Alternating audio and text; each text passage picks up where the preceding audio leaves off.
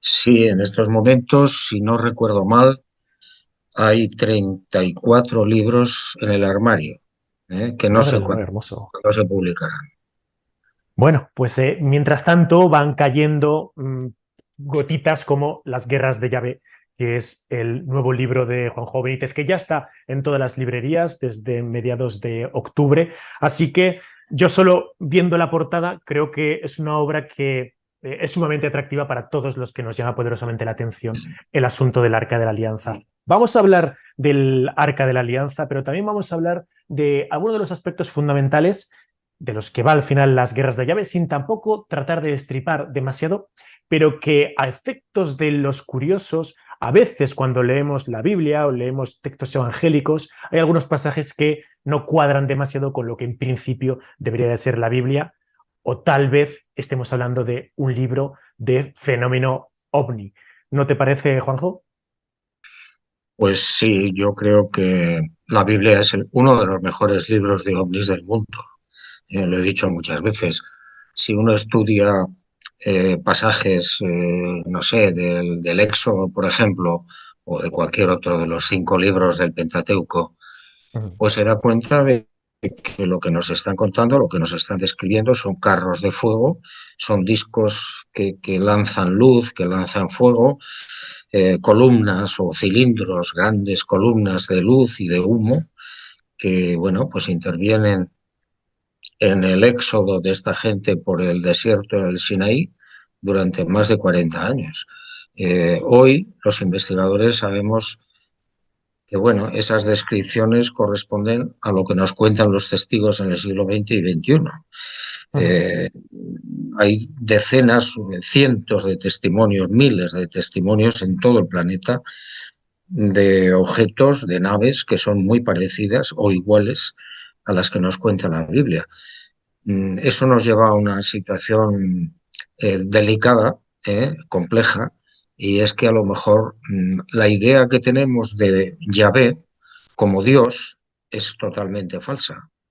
En este libro yo lo que hago es interpretar esos pasajes a la luz del fenómeno ovni actual y llegas a la lamentable conclusión de que Yahvé no era Dios. ¿Por qué? Pues porque yo interpreto que Dios, el Padre Azul, es un ser absolutamente bondadoso, lleno de amor. Y Yahvé, sin embargo, se caracteriza por las matanzas, por el machismo, por la defensa de la esclavitud. Y claro, no me encaja. Sí me encaja, en cambio, que pudiera ser una o varias civilizaciones no humanas, tecnológicamente muy avanzadas para la época, de hace 3.300 años, el pobre Moisés no podía eh, entender muy bien que una cosa volara, ¿no? Un carro de Ujú. fuego que volase. Abordaremos alguno de los aspectos concretos que has comentado, Juanjo, pero es verdad que en las guerras de Yahvé te sumerges en una inquietud que yo creo que todos los que hemos leído, no solo los evangelios, sino la propia saga de Caballo de Troya, yo la verdad es que siempre lo digo, ¿no? Caballo de Troya uno es mi libro favorito, es mi gran libro. Todos los años me leo uno, ahora mismo me estoy leyendo El Caballo de Troya 9 y me sumergeré en alguno de los puntos que más me llaman la atención, que están relacionados con esto, creo que es en el Caballo de Troya 7, pero es verdad que en la propia saga de Caballo de Troya, constantemente Jesús de Nazaret lo que nos está indicando es el Padre Azul, el Padre al que yo me refiero, no tiene demasiado que ver con ese Yahvé de la antigüedad. Y es verdad, cuando pensamos en Jesús o en Jesús Dios, ¿no? Pensamos en alguien tremendamente misericordioso, bondadoso, que ayuda, que respeta, que no discrimina, pero lo que vemos con el Yahvé del Antiguo Testamento es ese brazo de hierro, ese casi rompedor de dientes, ¿no? Como se cita a Juan bueno, como se cita a ese futurible Mesías en Caballo de Troya, es decir, un Dios incluso vengativo. ¿Siempre te ha ocurrido esto de que no te encajaba el Dios de Jesús de Nazaret del Dios de Yahvé de los judíos? No, yo recuerdo que leí la Biblia hace muchísimos años, cuando era muy joven, y no entendía gran cosa.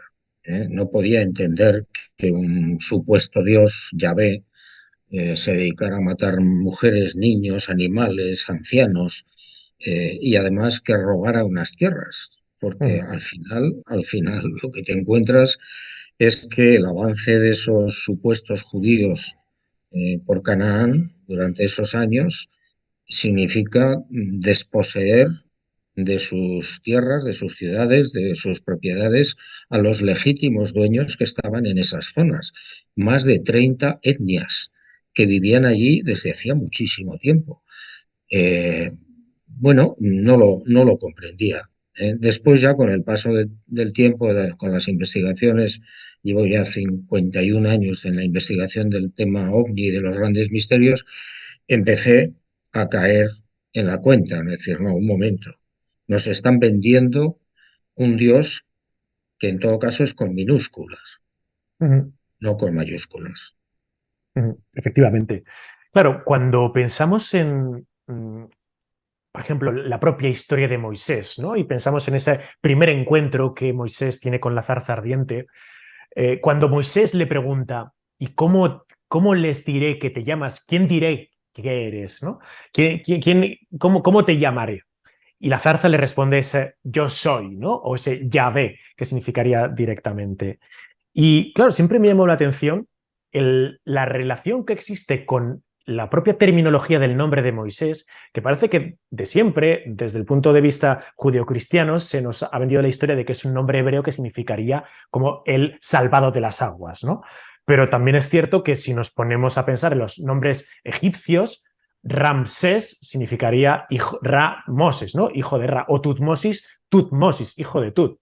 Por eso yo siempre he pensado esa posibilidad de que probablemente Moisés fuera egipcio directamente, que su nombre fuese algo así como o Ramoses o Tutmosis o algo así, y que en el momento en que él tiene ese encuentro con la zarza ardiente, se quitase la primera parte, la parte principal de su nombre que equivaldría al dios egipcio correspondiente y se quedase solo con Moses. Moisés, es decir, hijo de un dios al que no quiere ser llamado de ninguna forma. Por eso, y creo que tú estarás de acuerdo conmigo, cuando pensamos en el éxodo o la liberación del pueblo de Israel, yo creo que no había ningún judío o ningún israelita propiamente de la religión judía siendo liberada por parte de Moisés en el éxodo, ¿no? ¿Eran judíos los esclavos del antiguo Egipto? Bueno, esa es una de las grandes o de los grandes descubrimientos que yo pude hacer durante estos años en los que yo he trabajado en las guerras de Yahvé.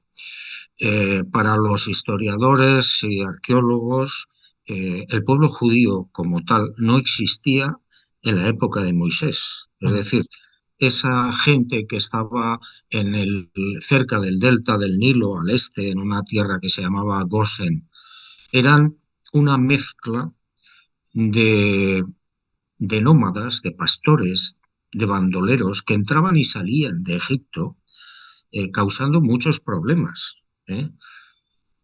Era al final esta mezcla de personajes y de razas se asientan en esa zona del delta del Nilo y se deciden a trabajar para los judíos, para los egipcios, pero no eran esclavos, trabajaban en la construcción de las ciudades, los maltrataban, no cabe la menor duda, pero no tenían el carácter de esclavos.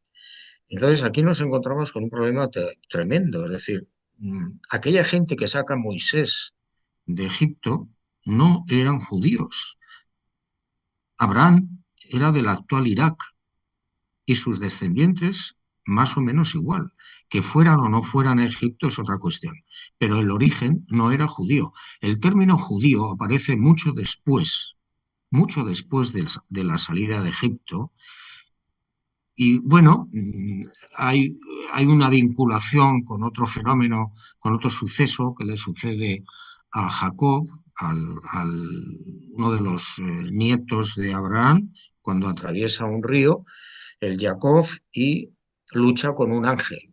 Hay que -huh. ponerlo entre comillas, lo de ángel. Y bueno, al final el supuesto ángel le dice, a partir de ahora te llamarás Israel. Pero bueno, eso no significa, repito, que la gente que saca a Moisés de Egipto fueran judíos. El término judío aparece mucho después, a lo largo del tiempo, de la historia, de cómo Moisés y sus sucesores, Josué, etcétera, los van llevando hacia la tierra de Canaán. Ahí, en ese transcurso de 40 largos años o más, les dan una identidad nacional, les dan una religión que no tenían. Esa gente adoraban a muchos ídolos, muchos dioses, exactamente igual que los egipcios. Y les dan, por supuesto, una tierra, repito, que no era suya. Es decir, ¿desde cuándo el buen Dios se dedica a robar tierras? Y si tú no estás de acuerdo en darme tus propiedades, yo te paso a cuchillo. Ujú. En Jericó murieron 50.000 personas. Es que nos planteamos incongruencias en que Dios pueda hacer o pueda decir las cosas que nos dice el Antiguo Testamento que hace. Por ejemplo, si volvemos al caso de Moisés, ¿no? Y nos planteamos en ese momento en que Moisés va a ascender al monte Sinaí, Dios o Yahvé le dice a Moisés: vas a subir tú solo, que no suba ninguno de los israelitas que están ahí, ¿no? Claro, yo me pregunto, ¿por qué? Si los israelitas que están ahí, que han ido con Moisés, que han sido liberados por parte de Moisés porque así lo ha pedido Yahvé, van a adorarle. Y les dice que si suben con él, morirán directamente. No tiene demasiado sentido, ¿no? O por qué, por ejemplo, el momento en que Moisés está en el Sinaí y le pide a Dios: quiero verte el rostro, ¿puedo verte el rostro? Y Dios le responde eso de: ningún hombre que haya visto mi rostro ha sobrevivido. Llegado a un punto, yo te cubriré, creo que dice, con mi dedo o con mi mano, te esconderás en una gruta y al pasar me podrás ver la espalda. Y ya está. ¿Qué necesidad tiene Dios de hacer este tipo de proclamas o de cubrirse las espaldas, que nadie le vea el rostro, que no vayan los judíos que están ahí abajo supuestamente, que han ido a adorarle? ¿Acaso el Dios creador del universo no querría que, si son sus hijos, estuviesen con él? Esta es una incongruencia que, por ejemplo, te has llegado a plantear, Juanjo. Sí, bueno, por supuesto, y eso también te lleva muy lejos, ¿no? Es decir, el Yahvé, a quien yo identifico con un equipo de una o de varias civilizaciones no humanas con una Ujú. tecnología asombrosa, mágica, para aquella época. Entonces, bueno, dices bien, eh, Yahvé o el equipo de astronautas o de quien fuera ordena a Moisés que suba al Sinaí, al macizo, y que ninguno de sus gentes, de su pueblo, se acerque y marca unos límites. Y si esta gente traspasa esos límites, hay que apedrearlos a distancia. Ujú. ¿Por qué? Pues muy sencillo. Hoy sabemos que si alguna de estas naves tiene algún tipo de singularidad radioactiva, el que traspasara los límites establecidos por Yahvé significaría que quedaría contaminado, fuera hombre o animal.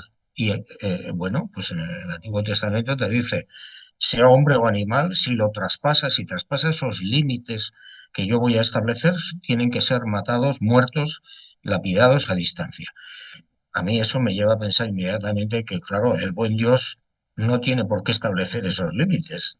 Sí los establecen unas civilizaciones que trabajen o dispongan de esa energía radiactiva, nuclear o lo que sea.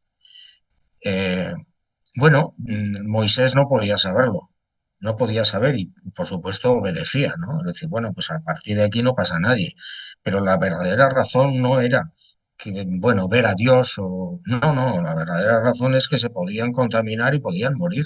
Y por Ujú. supuesto, otra de las razones por las que quizás Dios prohíbe a Moisés y a su gente que les vean el rostro es porque a lo mejor ese rostro no tenía nada que ver con lo que podían imaginar sobre Dios. Yo recuerdo en alguna investigación que hice en el Sinaí hace ya muchos años, los beduinos me contaban Ujú. que sus antepasados habían visto descender en esa zona del macizo del Sinaí unos cuerpos extraños con forma de cubo, con unos ojos y con unas patas que se posaban en el suelo y de ese cubo, al que llamarían después el dios Dusares, salían unos seres muy grandes, muy altos, algunos con dos cabezas. Claro, Vaya. hay que pensar, decir, bueno, si Yahvé, ¿por qué prohíbe hacer imágenes de lo que está arriba y de lo que está abajo? Pues sencillamente porque a lo mejor no le interesaba que nadie reprodujera el verdadero aspecto de ese equipo. También, por supuesto, entraba en juego el tema de la idolatría, que no adorasen a nadie, ¿no? Por supuesto, pero yo me quedé pensando y dije, bueno, a ver, puede ser que al equipo de Yahvé no le interesara que hicieran unas esculturas o unas pinturas con su verdadero aspecto. Ujú. Y eso que supuestamente en distintas pinturas rupestres previas a la existencia del Éxodo y de toda la historia de Moisés, si por ejemplo pensamos en el Tassili, ya encontraríamos representaciones. Claro, la pregunta sería, ¿esas representaciones equivalen a Yahvé y a su equipo? ¿O estaríamos hablando en su caso de entidades diferentes, no? Hombre, yo creo que esas pinturas rupestres que son muy interesantes, especialmente las del Tassili Nayer, al sur Ujú, de Argelia, pues están representando astronautas con ujú. sus cascos, sus escafandras, sus trajes hinchados, etcétera. ¿Y no sería que esta sería la verdadera apariencia de Yahvé?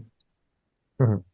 Y pienso, insisto, que Yahvé es un título, es un nombre que adoptarían o que adoptaron una serie de civilizaciones que tenían un plan a largo plazo y lo cumplieron. Y para eso, pues tenían que conseguir, repito, un pueblo con no sé, su capacidad nacional, una religión, también lo consiguieron, y un lugar físico donde vivir. Eso Ujú. lo robaron. Y, Ujú. insisto mucho en esto porque creo que en estos momentos tan difíciles y tan terribles entre los judíos y los árabes, habría que contemplar cuál es el origen del verdadero problema actual. El origen, según esto, sería el robo de las tierras de los, posteriormente árabes, por parte de un equipo que se autoproclamó como Dios o como Yahvé. ¿Eh? Y en ese caso, pues imaginaos, los palestinos serían los legítimos herederos de unas tierras que fueron robadas. Como es un problema religioso, nunca se va a resolver. Y desde el punto, por tanto, que consideramos que Yahvé, según pues al final las conclusiones a las que llegamos en las guerras de Yahvé, sería un equipo, pues vamos a poner, de seres extraterrestres, ¿no? Si los judíos se están basando en una entidad, en una divinidad, que no es Dios en sí, sino que es un equipo, un conjunto extraterrestre, todo lo que viene después quedaría totalmente deslegitimado desde el punto de vista de la religión judía como la heredera de la tierra prometida o el pueblo elegido por Dios. Porque no sería Dios quien ha elegido a este pueblo, lo habría elegido Yahvé, entre comillas, ese equipo. Claro, ese pueblo habría sido elegido por una o varias civilizaciones que no tenían prácticamente nada que ver con ese padre azul del que hablábamos antes. Por tanto, todo lo que estamos viviendo ahora, el Estado judío, sería un fraude. Y por tanto, el pueblo Menuda. palestino es el que tiene razón. Yo no estoy defendiendo el terrorismo, por supuesto. Uh -huh. Eso no hay quien lo defienda. Pero escarbando en el origen de todo esto, de toda esta historia, nos encontramos primero con que no eran judíos los que salen de Egipto. Uh -huh. Segundo, no era Yahvé, no era un dios, no era Dios. Y tercero, se utilizaron los sistemas más horribles que podamos imaginar para asentar a ese pueblo en la tierra de Canaán. En breve vamos a hablar, pues al final, de la que es la protagonista de la portada de tu obra, el Arca de la Alianza, ¿no? Que además me encanta el momento, ¿no?, que ha elegido la editorial Planeta, un momento muy concreto y específico de la historia del arca para que sea aquí representada, que ahora comentaremos. Pero cuando hablamos del aspecto, ¿no?, y de el por qué parece que existe esta tratativa de esconder el aspecto, o que el aspecto no es el que a lo mejor los adoradores de esa entidad esperarían, lo entrelazo con momentos en que la Biblia nos hace referencia al aspecto, por ejemplo, de Moisés, ¿no? Y es que nos cuenta el libro del Éxodo cómo Moisés, efectivamente, después de realizar esas comunicaciones que tiene con Dios a través del Arca de la Alianza, parece que su rostro es resplandeciente, que hay un brillo especial, ¿no? De hecho, el propio hermano de Moisés, Aarón, le dice: cúbrete el rostro con un velo o algo porque el resto van a temerte, ¿no? O como, por ejemplo, si nos vamos al caso de Abraham, este pasaje bíblico donde el Antiguo Testamento nos cita que Abraham observa a tres personajes que él en principio reconoce directamente como dos ángeles y Dios, y cuando se aproximan a él, directamente Abraham les invita a comer a su casa donde está Sara. Bueno, comen juntos, ¿no? Es el momento en que Dios le dice a Sara: y tú, Sara, de aquí a un año vas a ser madre. Y Sara, que ya había dejado de menstruar, se ríe. Y Dios le responde: te has reído, pero ya verás, hazme caso que vas a ser madre dentro de un año, ¿no? Y Dios le dice en ese momento tanto a Sara como a Abraham: y lo que voy a hacer a continuación es irme a Sodoma y Gomorra, que hay mucho pecado, a destruir las ciudades. Y es muy raro esto, porque Abraham parece en ese momento que es más misericordioso que el propio Dios, ¿no? Y le viene a decir: bueno, pero es que allí también habrá justos, no habrá pecadores, ¿no?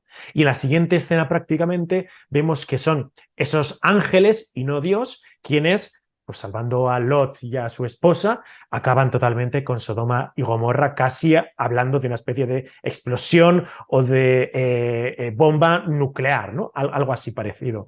Claro, me llama la atención la forma en que reconoce, por ejemplo, el propio Abraham a estos ángeles o al propio Dios, que creo que a todos nos llamaría mucho la atención ese pasaje que Dios físicamente come en casa de Abraham. O que Moisés, como comentaba antes, tiene un brillo, tiene un resplandor especial, ¿no? ¿Estaríamos hablando de un aspecto particular que hace reconocibles a estas entidades que el Antiguo Testamento llama ángeles, o llama Dios, o llama a lo mejor esa transformación que va sufriendo Moisés conforme va teniendo ese contacto con el Arca de la Alianza? Bueno, yo interpreto que el brillo que tiene el rostro probablemente de Moisés, Uh -huh. habría que buscarlo en esos 40 días y 40 noches que él permanece en el macizo del Sinaí, donde Yahvé lo cubre con una nube, una niebla espesa, etcétera. Lo interpreto como que este hombre, que no fue alimentado a la manera usual durante ese tiempo que estuvo en contacto con Yahvé, pero sí pudo ser alimentado de otra manera. Hoy sabemos, por muchos testigos que han entrado dentro de las naves del fenómeno OVNI, que son alimentados por vía intravenosa, por ejemplo.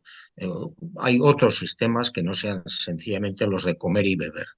Bueno, pues a lo mejor ese sistema o ese procedimiento de alimentación de Moisés durante todo ese tiempo ha podido provocar eh, una luminosidad o una radiación especial en el rostro, en el cuerpo. Uh Me -huh. imagino que en todo el cuerpo. Eh, lo que no tiene sentido es que hable con Yahvé, con Dios, y vuelva y se le ilumine el rostro. Uh -huh. No tiene mucho sentido. Además, Moisés había tenido ya otros contactos con este equipo, con el equipo de Yahvé. Y hablabas antes de la zarza ardiente. Seguramente la zarza ardiente era un sistema que nosotros hoy sí entendemos, pero que hace 3.300 años no. Un Uh -huh. holograma.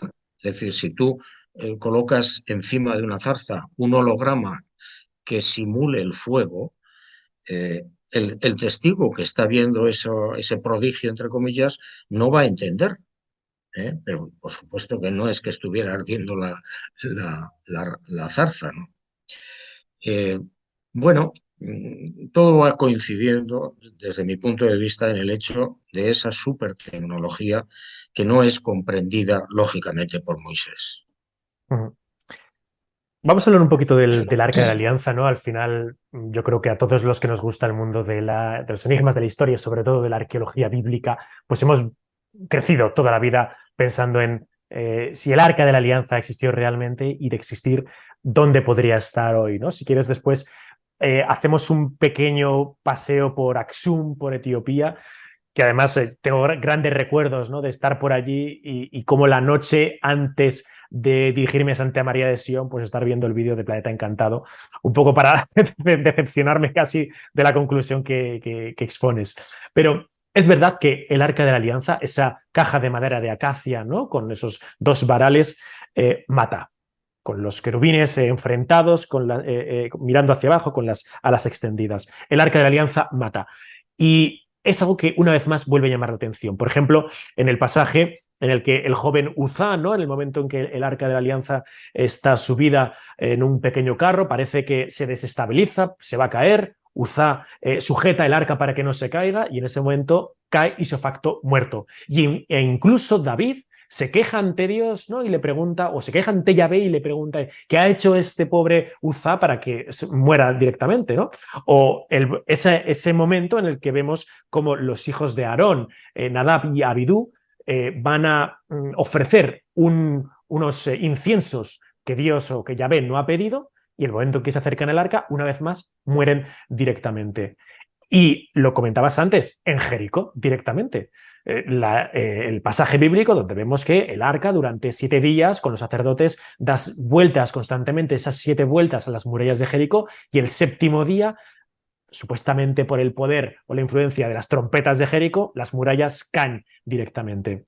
Y lo señalas antes, ¿no? En Jericó mueren como 50.000 personas. Si hablamos del Dios del Éxodo, hablamos de Yahvé, estamos hablando de un Dios que mata. Cuando justo el mandamiento lo que ordena es, quinto mandamiento es, no matarás. Es un Dios que se contradice a sí mismo. A pesar de que lo que estoy diciendo va a generar un montón de comentarios negativos porque Dios nunca se contradice, es lo que estamos viendo que al final sucede, ¿no, Juanjo? Se contradice en la Biblia constantemente, Uh -huh, especialmente en el Antiguo Testamento. De repente dice el Antiguo Testamento que Dios se arrepiente de haber creado al ser humano y le larga un diluvio universal y acaba con todos. uh -huh, Mira, eso es absolutamente falso. Es decir, sí pudo haber alguna inundación local de gran envergadura, ¿eh? Pero no lógicamente un diluvio universal como lo pinta el Antiguo Testamento. ¿Por qué? Porque si realmente la tierra se hubiera cubierto de agua, como dice la Biblia, con muchos codos por encima de las montañas más altas, hoy no existirían las etnias que existen en América, ni uh -huh. existirían los animales que existen en Australia. Es Eso decir, es. sí debemos pensar en inundaciones o en una gran inundación local. El Tigris y el Éufrates en Mesopotamia sufrían este tipo de inundaciones con cierta regularidad. Eso sí sería verdad, pero no Uh -huh. la versión que da la Biblia sobre el diluvio universal. Eso es absolutamente falso. Mencionabas Jericó y hay un descubrimiento muy interesante por parte de la arqueología moderna. Eh, Descubrieron que la doble muralla de Jericó, cuando dan los 7 días, dan las Uh -huh. vueltas que ordena Yahvé, tocando las trompetas, etcétera, etcétera, y al final lanzan un gran griterío, y cuando lanzan ese griterío, las murallas se caen, Uh -huh. se derriban, pero bueno, se derrumban, según la arqueología, de una manera muy extraña. Uh El -huh. muro exterior cae hacia afuera y el muro interior se precipita hacia la ciudad. Esto solamente se puede conseguir con explosivos. Ostras. Por tanto, ¿de qué estamos hablando? Pues sencillamente el equipo, o Yahvé o quien fuera, creó un gran teatro obligando a los 600.000 supuestos judíos a dar las vueltas, 7 vueltas a Jericó. Para el momento que lanzan el griterío, ellos aprovechan y derriban los muros, y los derriban con explosivos o con algo que nosotros hoy entendemos como explosivos, porque si no, no hubiera caído el muro exterior hacia afuera y el muro interior hacia la ciudad. Bueno, el arca es otra historia verdaderamente interesante, a mí me ha fascinado desde el principio. Se supone, por todo lo que cuenta el Antiguo Testamento y por lo que tú estabas comentando muy bien, que podría ser un transmisor con una carga eléctrica muy importante, no sabemos cómo ni de qué manera, que provoca efectivamente la muerte de Usa cuando trata de que no caiga el arca al suelo, porque había habido un problema con el carro, ¿no? Con los bueyes Ujú, y con los otros que entran con el incienso, exactamente igual. Pero además pasa una cosa. eh, el equipo tenía que estar pendiente absolutamente de todo lo que pasaba en el campamento, incluido el que entraran dos señores con un incienso no autorizado, que a fin de cuentas pues tampoco tiene mayor importancia, que fuera incienso de no sé dónde a incienso de no sé qué, y sin ujú. embargo los mata. Eso quiere decir que estaban muy pendientes, tenían la tecnología capaz y suficiente para saber lo que estaban hablando, pensando y maniobrando. En definitiva, definitivas cuentas, el arca sería un transmisor Ujú. para que Moisés y los sacerdotes en momentos muy determinados pudieran establecer contacto con ese equipo, sin necesidad de contacto físico. Ujú. Vamos a hablar un poco del instante que no sé si es casualidad o no, ahora me comentarás, ¿no? Lo que está aquí representado, que parece que vemos el Arca de la Alianza abierta y algo está emergiendo de ella, ¿no? Esto, pues desde luego que para los que comenzamos con la historia del Arca viendo Indiana Jones, vemos que se parece muchísimo a la última escena de la película cuando abren el Arca, ¿no? Y mueren prácticamente todos. Pero claro, cuando cogemos el Antiguo Testamento nos damos cuenta de que este es un hecho real que narra así el Antiguo Testamento, ¿no? Y viene referido a ese momento en que tras la batalla de, creo es Eber Zemer, los filisteos se hacen con el arca de la alianza, se la roban a los judíos y vemos que la colocan justo en el templo principal donde está la estatua de, creo que es Asdod, puede ser, No, me quiere sonar, ¿no? Sí. el Dios no. Y No. exacto, el dios Dagon, exacto. Y vemos que la primera noche la estatua está postrada al lado del arca, prácticamente en el suelo. Que después de varios días caen una lluvia de epidemias, ¿no? Y de problemas para todos los filisteos, que los filisteos al final lo que acaban diciendo es, bueno, montamos el arca en un carro tirado por bueyes y que Dios os guíe, ¿no? Y ahí que llega el arca a Bet Semes, ¿no? El lugar en el que los judíos muy contentos, esa noche parece ser que 70 de ellos abren el arca de la alianza y en ese momento los 70 caen totalmente muertos en ese preciso instante, ¿no? Es un poco lo que estamos viendo representado aquí, la curiosidad que todos tendríamos de ver qué hay dentro del arca, pero que al final lo que nos dice la Biblia es, si observas en el interior del arca, mueres. Sí, yo creo que el arca, como digo, era un instrumento que le servía a Yahvé, repito, para comunicarse con su pueblo, con Uh -huh, Moisés y compañía, pero que además tenía algunas características muy especiales. En ese pasaje que tú estás comentando muy bien de Bet-Semes, uh -huh, cuando los filisteos se apoderan del arca y está con ellos en diferentes ciudades de la costa de Israel, eh, mucha gente empieza a padecer tumores, miles de tumores que, bueno, pues que terminan con la vida de mucha gente. ¿Por qué se producen los tumores? Hoy sabemos que después de Hiroshima y Nagasaki, uh -huh, en las explosiones nucleares que se produjeron en la final de la Segunda Guerra Mundial, la gente murió básicamente como consecuencia de muchos tumores provocados por la radioactividad. Esto es lo que probablemente ocurrió con el Arca de la Alianza en uh esa -huh. época, ¿eh? Entonces, volvemos otra vez a lo de antes, es decir, estamos ante una o varias civilizaciones no humanas técnicamente muy avanzadas que utilizaban, por supuesto, la radioactividad. Uh -huh. Entonces, lo que podríamos concluir es si ese equipo, pongamos extraterrestre, ¿no? Yahvé, no sé si Yahvé sería el líder o Yahvé sería todo el equipo, es de alguna forma quien está guiando, que otra pregunta sería, ¿por qué al pueblo de Israel o al pueblo judío a dedo? ¿Porque les caían mejor? O sea, ¿por qué justo el pueblo de Israel tiene que ser el pueblo elegido? Se le entregaría o se les darían las instrucciones para construir el Arca de la Alianza. Claro, tenemos por tanto un elemento, el Arca de la Alianza, ¿sería en tu opinión un artefacto extraterrestre físicamente, o el poder en el que está investida el Arca de la Alianza sería eso lo extraterrestre?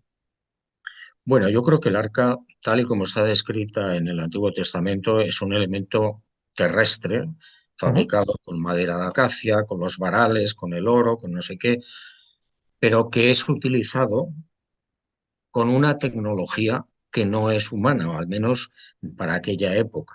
Repito, 3.000 años. Eh, bueno, pues el equipo que utiliza, creo yo, el nombre de Yahvé como título para simplificar las cosas, ujú, tenía un plan.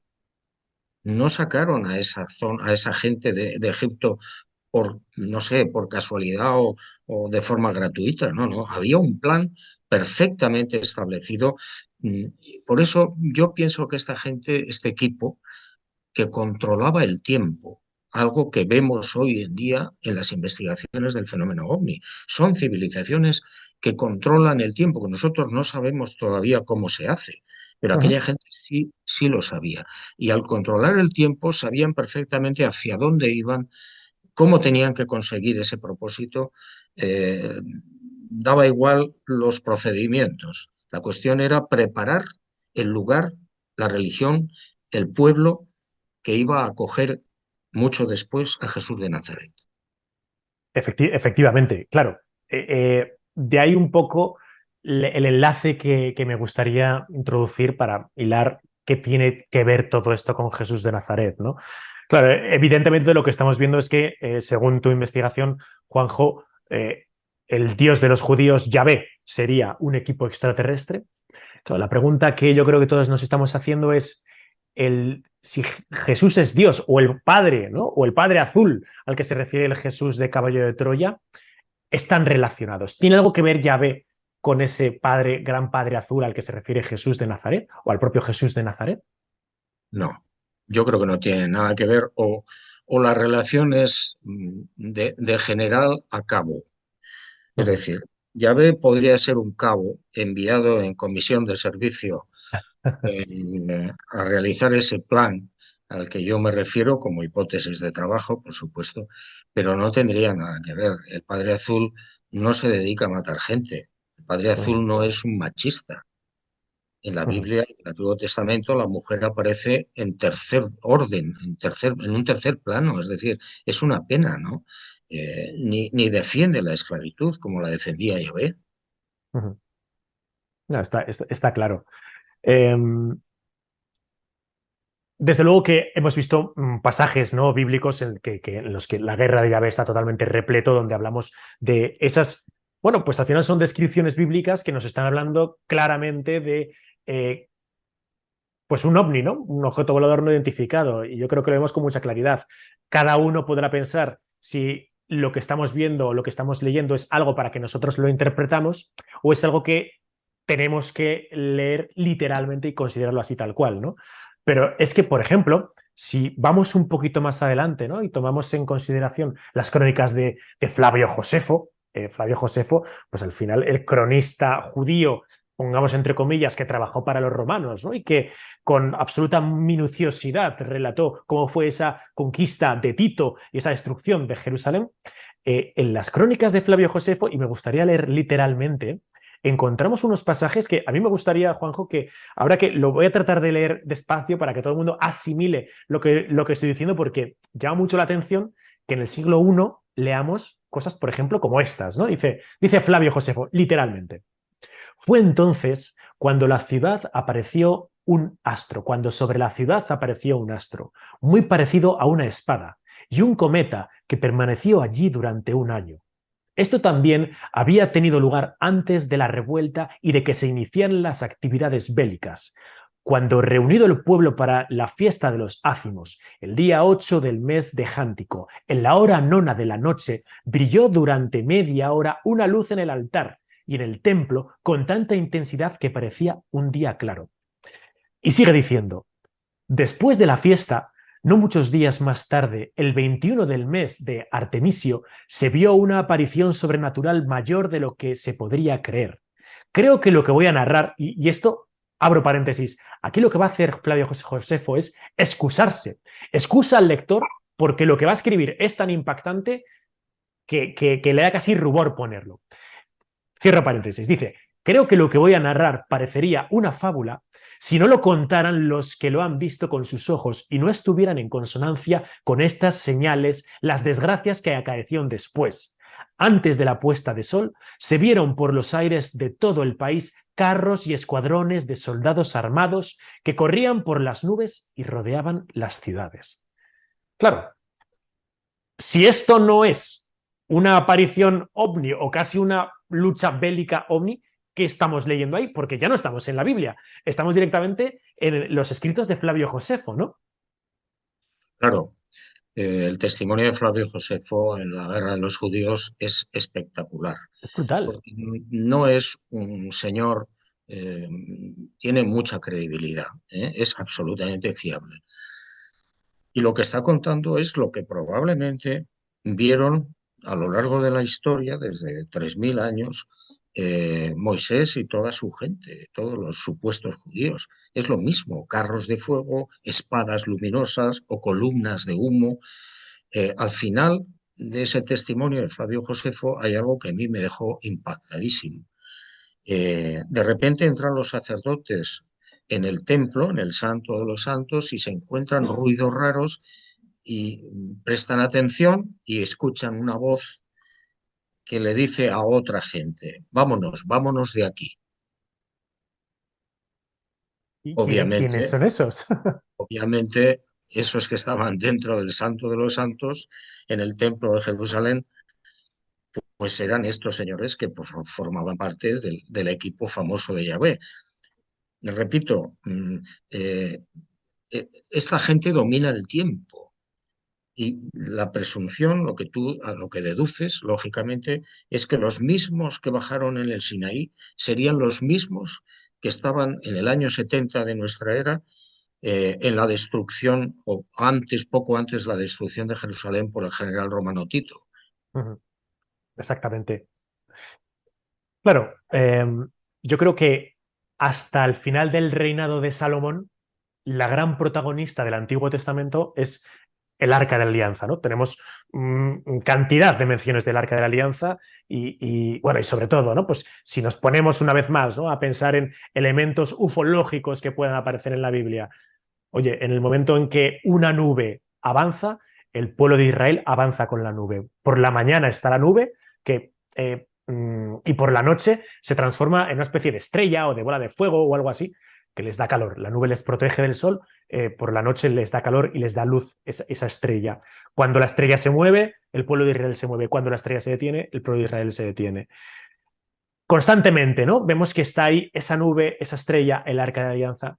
Pero claro, llega el reinado de Salomón, muere Salomón y prácticamente desde ese aproximadamente 928 antes de Jesucristo y en lo sucesivo, la que es la gran protagonista del Antiguo Testamento, que es el Arca de la Alianza, salvo una mención rápida en el siglo VII durante el reinado de Josías, ya es cubierta por un manto de silencio enorme.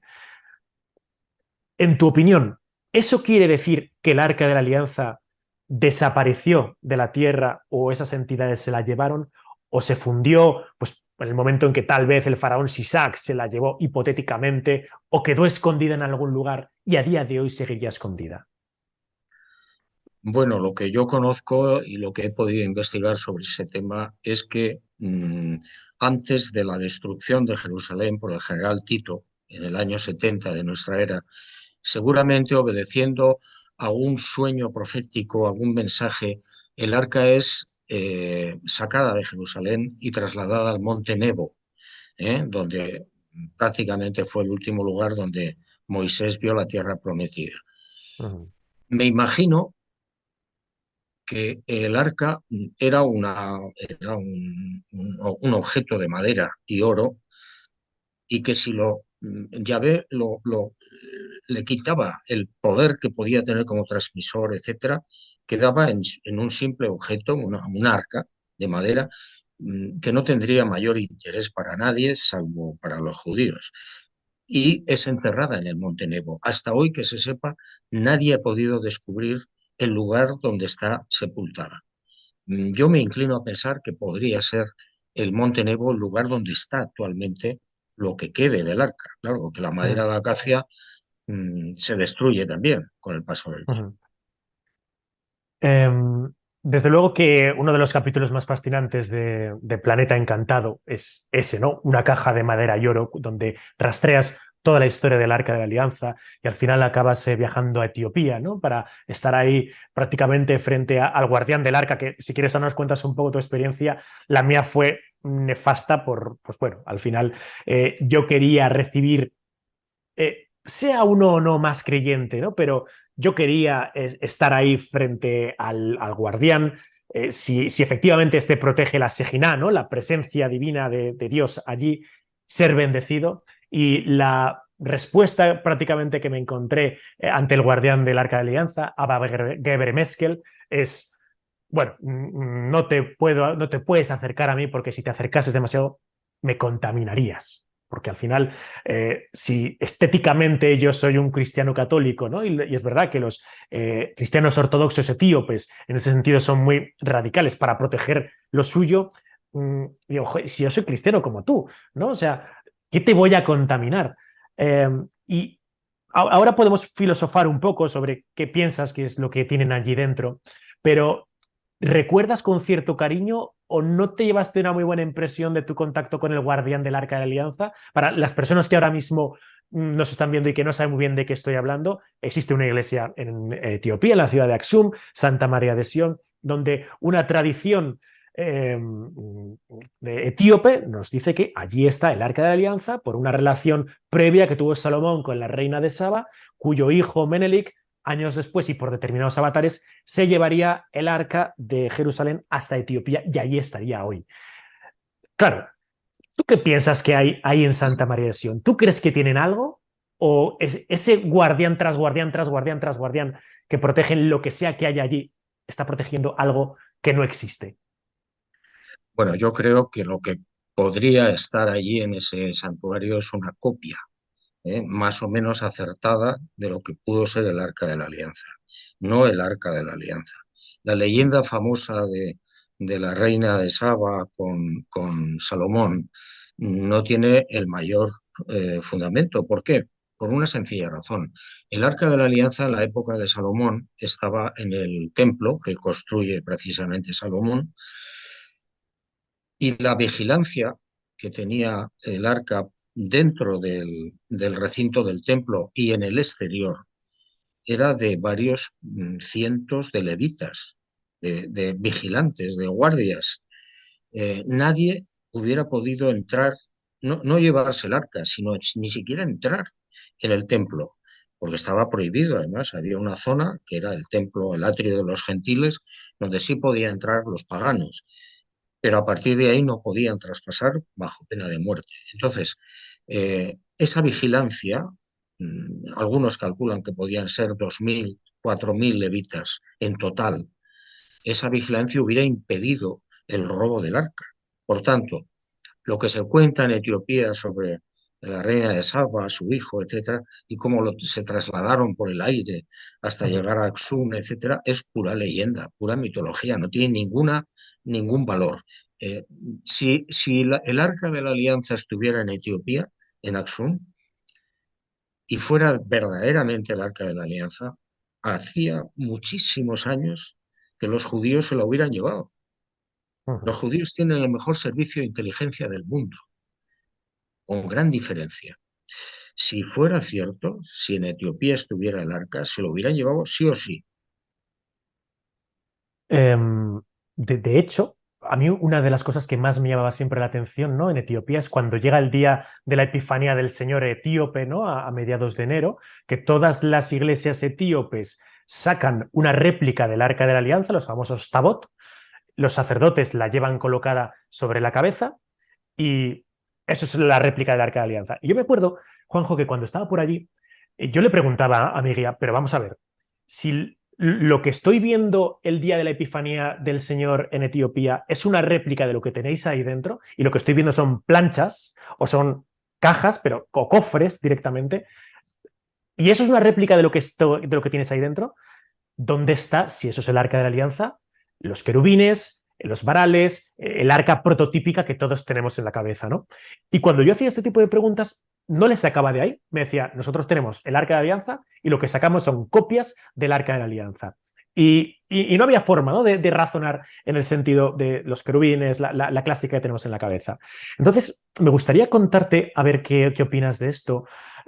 Una teoría, no sé si la habrás escuchado, a mí me parece muy interesante, que es la teoría de las dos arcas. Es decir, efectivamente el libro del Éxodo lo que nos cuenta es que en el momento en que Moisés recibe por parte de Dios las dos tablas de la ley y desciende a la parte inferior del monte Sinaí, efectivamente, cuando ve el jolgorio y el festival que se han montado allí los judíos, se enfada, rompe las tablas, asciende de nuevo al monte Sinaí, Dios le hace dos tablas nuevas, con un matiz que ahora veremos, desciende otra vez y esas dos tablas nuevas son las que se introducen en la Arca de la Alianza clásica. Entonces, claro, yo me preguntaba, vamos a ver, y esto es una tradición rabínica que siempre me ha dado mucho la atención, Dios te hace dos tablas, o Yahvé te hace dos tablas de la ley con los mandamientos, tú las rompes, fruto del calentón del momento. ¿Qué pasa? Esas tablas rotas se quedan ahí, directamente en las faldas del monte Sinaí. Bueno, nos vamos ya con el Arca de la Alianza y con las tablas nuevas, ahí y ya está, y las dejamos, las tablas rotas. ¿No sería lógico, no sería razonable que esas tablas rotas fueran introducidas en algún tipo pues de relicario, de cofre, etcétera? Porque es que además, cuando nos fijamos en algunos de los aspectos del libro del Éxodo, no sé si con pinzas o no, pero parece que nos dan indicios de que pueda haber dos arcas, es decir, un arca con esas tablas rotas y un arca con las tablas nuevas creadas por Moisés a través de Dios, ¿no? Es decir, por ejemplo, si nos vamos al Deuteronomio, en 10.1, Moisés nos dice, y cito textualmente, Yahvé me dijo, a Moisés se entiende, labra dos tablas de piedra como las primeras, sube donde me encuentro en la montaña, haz también un arca de madera. Hice un arca de madera, labré dos tablas de piedra como las primeras, subí a la montaña con las dos tablas en la mano. Descendí del monte, deposité las tablas dentro del arca que había hecho. Claro, parece como que sea Moisés el que está haciendo ahí ese arca, pero luego es que nos cuenta la historia de cómo se crea el arca de oro, ¿no? Pues con los pendientes y con toda la joyería de las hebreas que había por allí. También nos dice la Biblia que la presencia, por lo general, del arca de la alianza era en Silo, pero en ocasiones parece que también se encuentra en Betel, como si simultáneamente pudiera estar en Silo y en Betel. Y sobre todo, hay momentos donde nos dice el libro del Éxodo, dentro del arca están las tablas de la ley. Y en otras nos dice, están las tablas de la ley, el maná y el báculo de Aarón.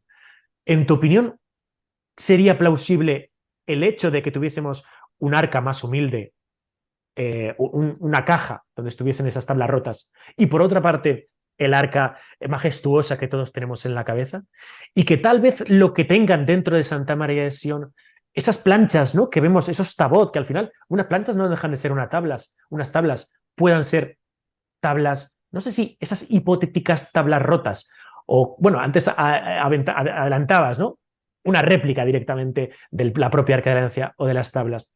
No sé, es un tema que creo que es muy interesante y a grandes rasgos me gustaría conocer tu opinión. Bueno, yo creo que es posible que pudiera haber dos arcas. Lo que pasa es que los textos del Antiguo Testamento prácticamente no hacen alusión a eso, ¿no? Pero yo insisto mucho en el hecho de que no se podía robar el arca.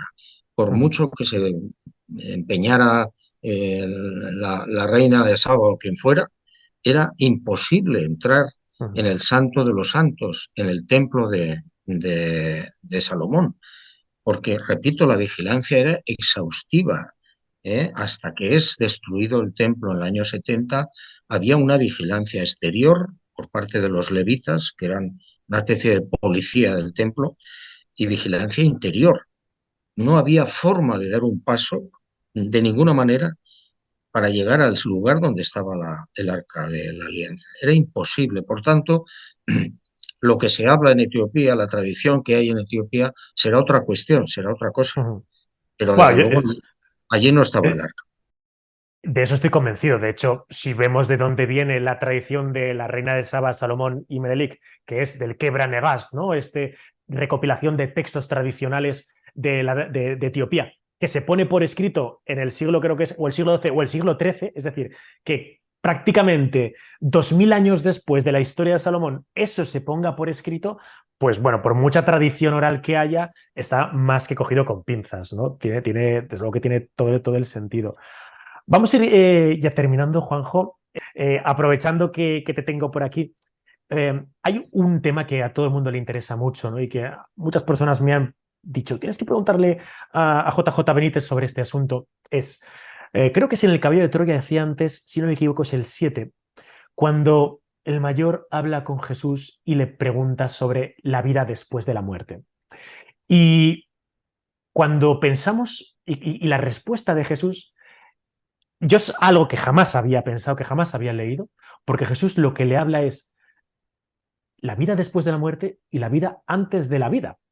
Es decir, lo que se nos viene a contar, que ahora me dirás tu opinión de esto, es antes de vivir aquí físicamente en el planeta Tierra, nosotros ya vivimos, tenemos otro tipo de existencia, y lo que nos regala el Gran Padre Azul, a fin de cuentas, es la experiencia de vivir lo efímero, de vivir lo limitado, de poder exprimir la posibilidad que tenemos de estar aquí, porque una vez que esta carcasa desaparezca, volvemos directamente con nuestro alma a ese más allá, a recuperar la vida que tenemos antes de la vida.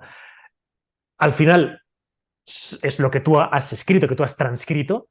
¿Estás de acuerdo con esto o qué opinas? Sí, sí, totalmente, y lo has descrito muy bien. ¿Eh? Es difícil de comprender por una mente humana el hecho de que antes de esta vida nosotros estuviéramos vivos, vivos en la expresión más profunda de la palabra. Pero por lo visto, según las palabras de Jesús de Nazaret, es así. Es decir, que el Padre Azul te imagina, tú apareces, pero apareces no aquí, sino apareces en otro lugar que es nuestra verdadera casa, a la que supongo, y es lo que dice el maestro en Caballo de Troya, a la que supongo vamos a regresar. Es decir, con la muerte lo que haces es volver a casa, Ujú, volver a la verdadera vida, volver ujú, a la verdadera realidad.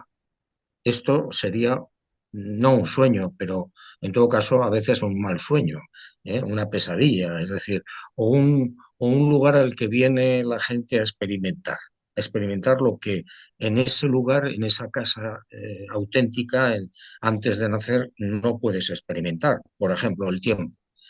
¿Eh? ujú. Eso En es, ese eso lugar es. no hay tiempo.